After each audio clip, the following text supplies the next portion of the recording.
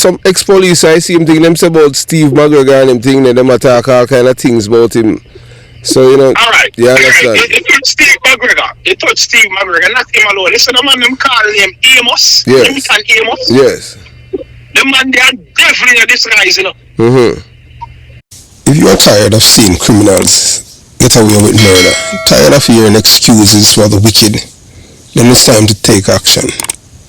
Hit that subscription button now and stay in the loop with the Jamaica Young Police channel.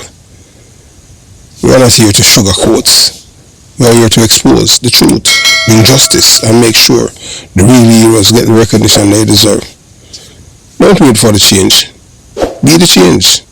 Subscribe, like, and let's make some noise and hold those criminals accountable. Justice in action. Speak up. Crime must fall. And remember that we have go inside this description box and you'll see various links to various things for the Jamaica Young Police channel. JamaicaYoungPoliceChannel.com, where you will see articles and stuff like that. Those who like to read, and you know, we continue to give you guys exceptional material over here. So, moving on. Yes, welcome to the Jamaica Young Police channel. To our loyal viewers, subscribers and Patreon member. At the channel, we are a group of law-abiding citizens who believe in the rule of law and respect the rights of every citizen, but not the ones who do not subscribe to such behavior. We do believe in and support preemptive strikes because they save lives. This is a logical conclusion because preemptive strikes save lives and prevent the further loss of lives. We are all about saving lives at this channel. We at the channel aid criminals with a passion and do not want them over here. We do not want your views, your subscriptions, your likes or your comments. Please go elsewhere where the red carpet is waiting for you. Over here, we want you to go to prison or the departure lounge at Madden. Moving on to today's video. Stated before and I'll say again, every time you watch a video, just watch it to the end. We could have break this video like into 2 parts. If we were all about like views, instead, in case you do not know, we're just imparting these information to people. When it comes on to views, YouTubers get paid by views. That's why some people, they do not make them video pass a certain amount of minutes because they get paid by views. As well as I would say over here, it's all about education. The only time we really break up some videos is because of for the elderly. Or sometimes they don't mind like, you know, a video for, you know, under 45 minutes or thereabout. So we try to keep it that simple. Because, you know, when people get into age as them eat, you don't have to sleep because they have all kind of illness, diabetes, hypertension and so on. You understand? So we just say watch the video to the end. So prepare yourself, because what you are about to hear is not just shocking, it's revealing, raw and rooted in first-hand knowledge. This isn't gossip, this isn't second-hand speculation. This is coming from a man who have walked the same school grounds, sat different classrooms and lived through the reality of knowing Christopher Dudus Coke long before he became the infamous name known to the world. This eyewitness and avid listener of the Jamaica Young Police channel, because you know that we spill the things about the PMP LGBTQ plus criminal organization. And this man is a known PMP LGBTQ plus criminal organization supporter. He has spoken to us like, I think this is like the 4th time. Yes, and he went to Arden High School with none other than Dudus himself. And while most people assume they know the story of Dudus based on headlines and court transcripts, this version is different. This is from a man who saw the early years. According to him, Dudus was never the menace the media painted him to be as a child. In fact, he was soft-spoken, respectful and disciplined student who had real love for cricket, not crime. He wasn't the rebel. He wasn't the disruptor. The role belonged to his sister. Yes, Camille Coke, known in those school corridors as Sandy. was the one who exhibited antisocial and aggressive behavior. Loud, confrontation, obnoxious, belligerent and rebellious. Sunday often stood out, not for academic brilliance, but for defiance and disruption. And here's the chilling part. The day Jim Brown, that our father, Lester Lightcoke, stormed onto school compound and beat his daughter Camille in front of the student population, was a moment no one could forget.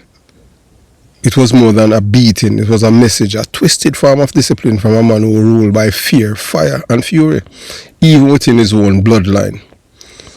But that's just the beginning. You are going to also hear explosive revelations about former senior cop Newton Amos. And how we get that was, for him to, we're detectives, so there are certain things that you understand that way. Those who are ex-police, ex-detective would understand how, we reach to senior cop Newton Amos, who once had the image of a tough talking enforcer of the law. He was loud, he was brash, he played the role of the bad cop on television and radio. But what lies behind that badge? What secret does this pass holds? According to our informant, Newton Amos' connection goes deeper than the surface. Ties to men with criminal reputation, allegiance that blur the line between lawman and lawbreaker. It's time to pull back the curtains. And here's the irony. The man who was now bringing out all of this to light. He's a devout supporter and defender of and activist of the PMP LGBTQ plus criminal organization. So I tell you things about liberating her. Yes, you heard that right. The very same political party that gave criminals a platform, normalized their reign of terror, and rebranded gangsters as community leaders. He voted for them.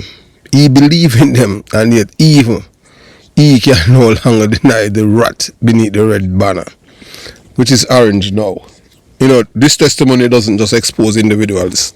It reveals a system of political, social, and criminal triangles where gangsters, politicians, and corrupt lawmen operate in sync, all while the innocent citizens of Jamaica suffered in silence.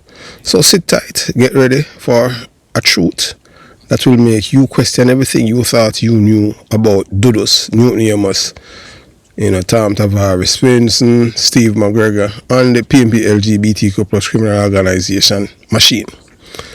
This is more than history lesson. This is more than a confession. This is the resurrection of buried truths. And only the Jamaica Young Police channel is bold enough to bring it to you. Because over here, you know that we tell you the real mama papa truth. As we say, over here, say it's a university itself, and we applaud and support informers. Yeah. As we tell you already, say, tonight on the Young Police channel, you just hold on to your seat, because what you're about to hear will shake you to the core. This isn't just another interview. This is a confession, a revelation, a deep dive into the underworld of crime, corruption, and collusion that spans from Jamaica to the dark corners of South Florida criminal network. You are going to hear from a man who isn't just an outsider speculating from the sideline. No, this man walked among the wolves.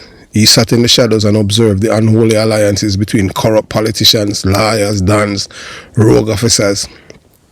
Names like Christopher Dudus, Tom Tavares, Swinson, Newton Amos, Ian Masco are not foreign to him. They are familiar, personal, even. He speaks their names not in rumor, but from intimate knowledge, real life experience, and first-hand observation from the corridors of Arden High School, where he once saw Dudus as a quiet, sport-loving student, and his sister Camille Coke, Sunday, as the one displaying anti-social tendencies to the hidden bars and streets, corner, Kingston and Miami. He has seen it all. But what's most haunting about his story isn't just the shocking criminal connection, it's a dark truth he carried inside himself for years. He admitted without flinching that he once wanted to join the police force, not to serve and protect, but to get a gun so he could kill his mother's husband. Yes, let that sink in. That's the depth of the rage, pain and psychological trauma so many young Jamaican men carry. Fortunately, he never acted on it, and the man is still alive today. And I'm going to take care of him mother and him stepfather, him same born stepfather.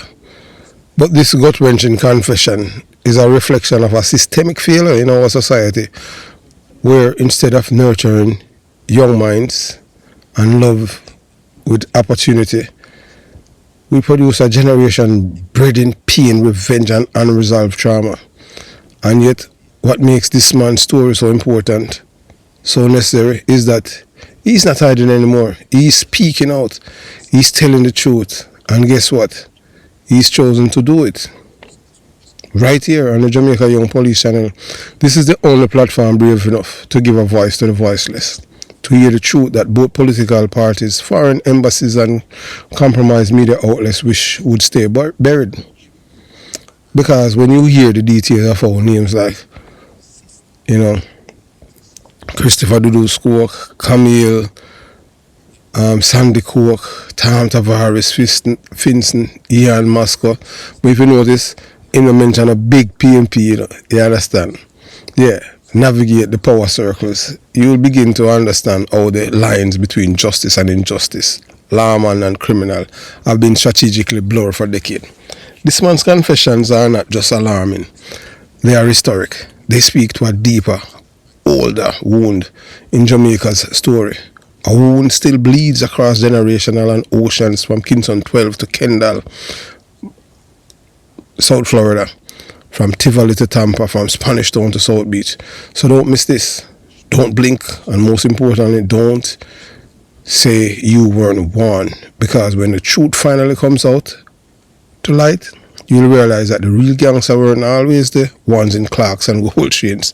Some wore robes, badges, and silk ties. So you watch, you listen, and you decide. Yeah, man. You, first and foremost, you put out. Alright, even before I started, I was listening to an interview with the police named Garfield something. Garfield Thompson, yeah, Dudus' best friend. Limatel. Okay. I went to Arden High School. Oh, you went to Arden? I went to Arden High School. Dudus was not a grade ahead of me. Oh, so you don't know Garfield Thompson? No, man. He went to Arden in 1979. I went to Arden in 1985. Who went to Arden 79? The guy Thompson, Garfield Thompson. You know that? Go back to the tape and listen to the man. Oh, okay. Go back to the tape. Dudus' sister, Camille Cook, one of them called Sandy. Yes. Went to Arden Extension. Which is a private school and the same and beside the property, under the Baptist Union.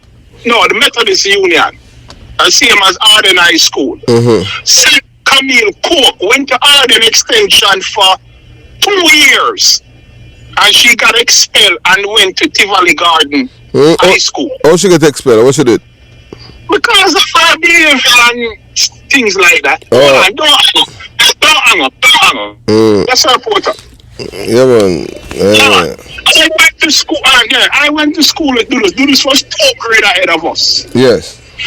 Dudus used to eat.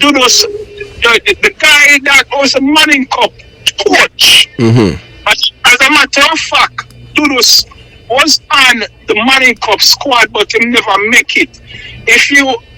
Even this girl here used to fuck Dudus in a school.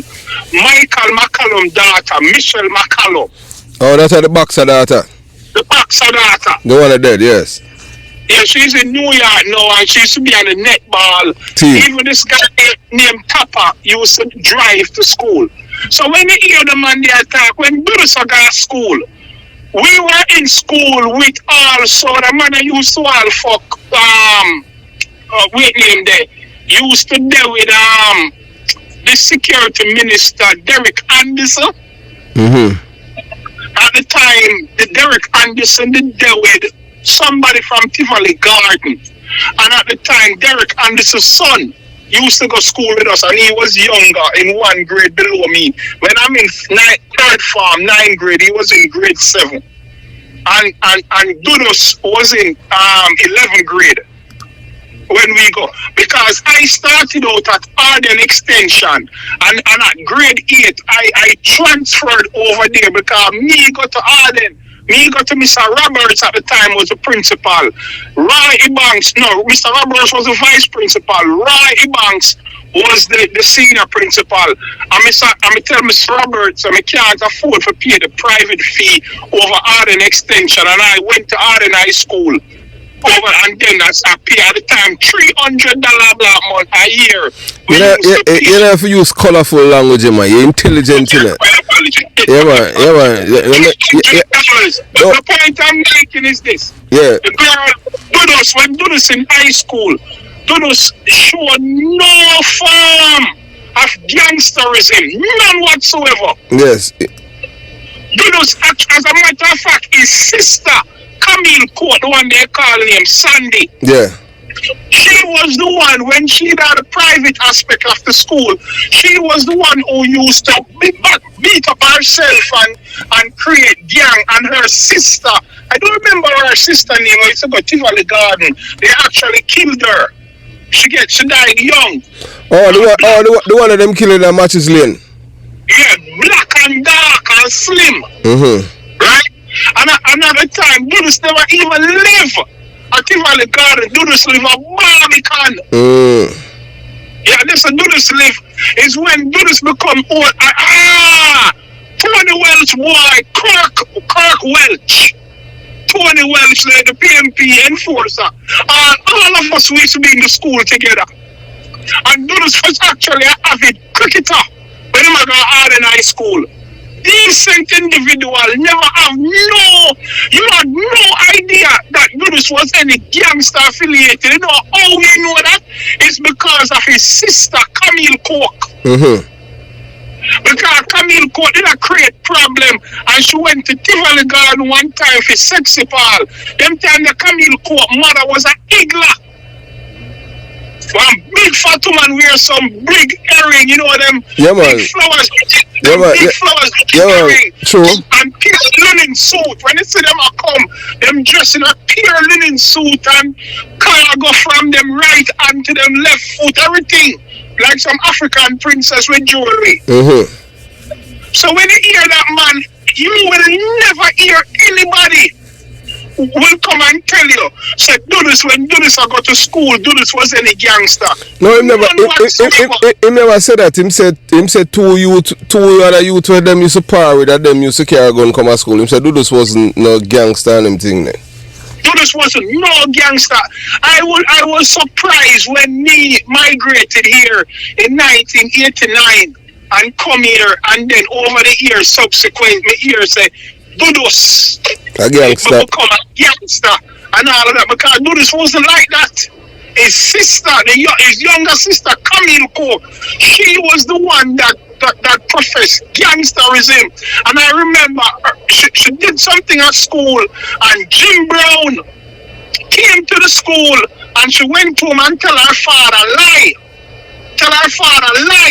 And he came to the school in a taxi, and when the father came there, the father bust her ass right at Arden Extension, right at the time, because at the time Arden Extension used to use Arden High School's facility, like the chemistry lab, the woodwork lab, the agricultural science department, right beside NCB sports club. Because that was Arden High School pool, and Arden High School had sell it off to NCB and they turned it into a sports club. So all we hear them talk about Dudus is this. Dudus gangsterism came in the late 90s. No, in the early 90s, because in the early 90s, after them killed Jati. Yeah, that's when him come to prominence in gangsterism. Because even right here in South Florida, Dudus a close-knit family member. And when and this individual would never entertain a conversation about them. Never entertain it. Camille Cook, she's the one who promote the family, who promote the anti-social behavior. That Exactly. She's the one who should promote that in school and to walk and tell everybody, you know, who my father, Jim Brown, because I am aware of Jim Brown from 1985. From 1985, right here in Sable Palm, Miami, down by 54th Street and Biscayne Boulevard vicinity. Yes. Because at that time, I came here on vacation at 13 years old. And my cousin, who used to go to Holy Trinity Cathedral, not knowing that them man them around with them because I come from Jamaica and them give me bicycle for ride and thing I youth and them give money for go walk in at the store for buy in Jamaica. In them days when I left Jamaica, it was a super duper sandwich where Fudge man used to sell. Yes, and when you walk in with Dixie, you can buy a pack of that. A true man. For $2. And I say, what is this? What is this? Cause and the man they used to the same Ian Masco, Red Fabian. Well, let me ask you something. So you know Ian Masco? I mean, you know Ian Masco. But come America, come learn. Yo, the first man who buy me a Burger King down a Biscayne Boulevard on about 28th Street, the Burger King by the Abdi Mall, was Ian Masco. I brush my teeth for days. So you have picture of him? No man, no, I have no picture of him, no. It's him two brother, Roland and Patrick. One to them. They got deported. They went to prison because them they get charged for racketeering. Right now, Ian Masco, a Coleman, and he will be deported shortly in coming years. He will be deported. Him sentence soon up. Which president there? Coleman, somewhere in North Florida, Coleman. The federal prison. Yeah, but our name again something Ian Atkinson. Ian Atkinson. Something like that. That's his name, Ian Atkinson. But you know, say it's all like funny. You know, say before he went to prison, you know that Skendan had paid Arabongos to kill him though when he come to Jamaica and that's before him get arrested when he was in Jamaica. Remember, he was deported to Jamaica, you know. And him remember that he was deported to Jamaica and smuggled his way back, you know. And enough people that know this. Even Jim Brown, you know that it's when Jim Brown went for his green card in the 80s, he was actually deported to Jamaica because of fraudulent marriage. They deem his green card application fraudulent. And it's when them deport him, and when them realize when them deport him, they realize who him is, and that's why they put in an extradition request for him. Because if you can recall the days of this killing by a culture club down in Miami Garden, yes. 27th Avenue and about 175th in that vicinity, a club used to name Culture Club, and that is where Jim Brown them farmed the Shower Posse, and that is how the Shower Posse name the word shower. That is where it actually farmed from. And when them go back now in the early 90s and them go to the taste of the islands by in 441 and 207th Street, just across from the Kentucky, the KFC. I've the Road. Right. Just knock off Ivy Road. Used to have a club named Taste of the Island. Right as you go over the bridge on your left hand side, where Dr. Mandela a chiropractic office there, if it's still there. And that is where the Shower Posse start to form. Virgin, I've been in this country from 1988 permanently. And so I go and open locker. When the Jamaican, when the same Junior's restaurant, when you want to find somebody, they just say you go Hungry Man restaurant, no 47 and Miami Garden Drive, and this is the gangster them used today. And when them go down a Yap, the same guy with Soundwave record, stage, Yap, the China guy, when they kill a Jamaica. You understand? Brethren, so when we hear some people come and talk some things all the while, them just hear something. It's not rich and them. But them man are the first man who me see bought a red Toyota Cressida in this country, 1985. Fabian, who? Red Fabian. Mm-hmm. Yeah, them the days when I come America as a youth, them man they give me when I go back to Jamaica, I go to school, I go back with all $500-600 US in my pocket. I feel like a king. The man them give me a bicycle, I put my big bicycle by here in Jamaica, and I go here, I'm pour more weed there. You understand? I feel like a king when I come America. But just go around them, man. All them man, they're smiling. 183rd Street Flea Market. Remember, when me come America permanently, when me left high school, because actually, I get expelled from Arden High School, How comes? Because me just hang out because my dream was to come to America. Mm-hmm. So my thing was, I'll take my passport and a man for buying me a ticket. To go to New York, I went to me reach a New York. The man them saw weed, they go sell through metal fence. Oh yes, I said no. Because that is not my lifestyle. I'm call my father who live in New York and I'm ask me, oh me reach a New York, I can't tell him to me come up for come sell weed. He go back to Jamaica, spend 3 days in New York, go back to Jamaica. The man then give me money. I'm going to go back to Jamaica, clean them days. Yeah, wear British Nike and Bally sneakers and travel fast. Yes. 17 years old.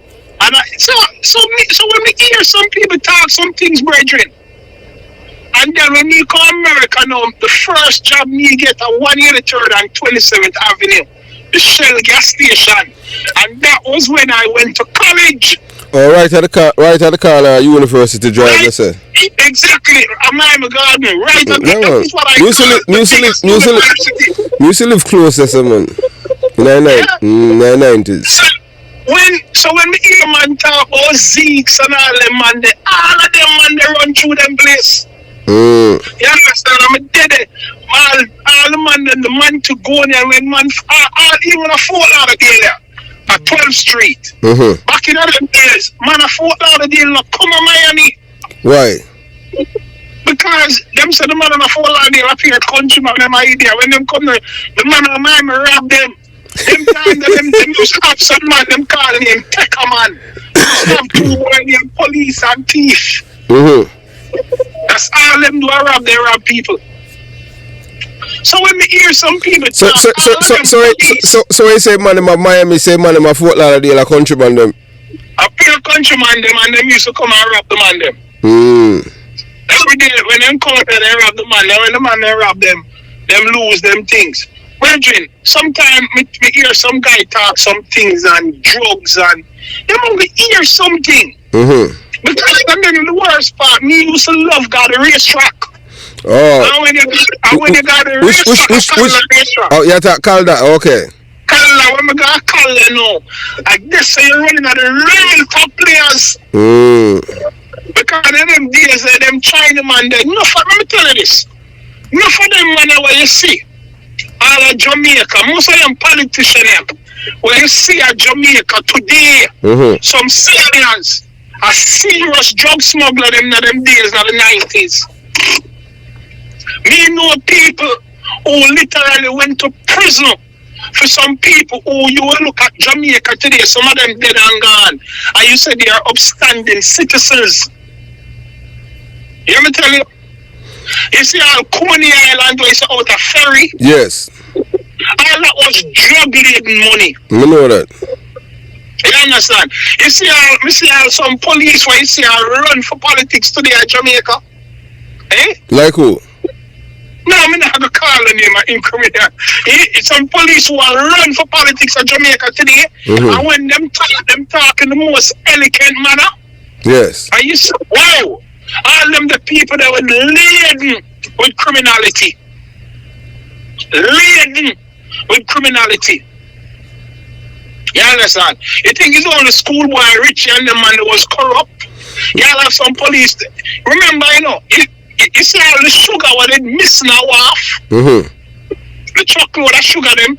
In them days when you got a Cadillac racetrack, You see the man them and them talk about it. I mean, frankly, I never witnessed it, but you sit down around them Yes. and you listen to them conversation and them talk about it.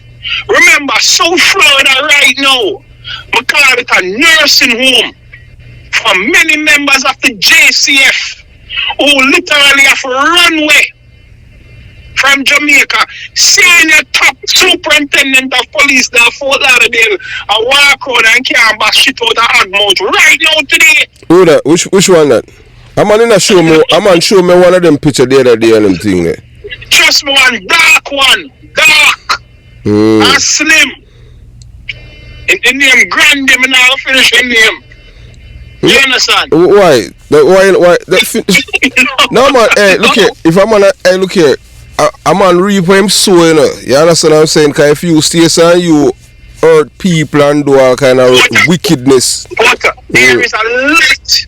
Right now, when I go right now, if I go have lunch, about 3 farmer detective, retired, of course. And some things the man them talk, and you listen them, and you put one and one together, and you said this and you said that. You see, alright, man, show you a thing. Hey, look here, yeah, you see what you just attack and them thing about thing the police and well spoken and them thing there. The same thing what you are saying, you know. The same thing. The same thing. Even some ex-police, I see him thing them say about Steve McGregor and them thing that them attack all kind of things about him. So, you know, alright. You understand? It touched Steve McGregor. It touched Steve McGregor, not him alone. Listen, the man them call him Amos. Yes. Newton Amos. Yes. The man they are definitely disguised, you know. You don't know that. Of course. You know when them call him Thunder. Yes, man. Eh? Yeah, man, me know him, man. The man used to work. Enough people them man make runway, you know. Yeah, so if you want to hear the full unfiltered version of this explosive conversation, where nothing is held back and the truth flows freely, you need to join the Patreon squad. That's where the real revelations live. No censorship, no restriction, just pure, uncut truth. Join the Patreon squad today to unlock exclusive access to this mind-blowing interview and many more behind the scenes conversation you won't find anywhere else, because on YouTube we give you the appetizer, but on Patreon you get the full course. Have yourself a beautiful day. Jamaica Young Police Channel out.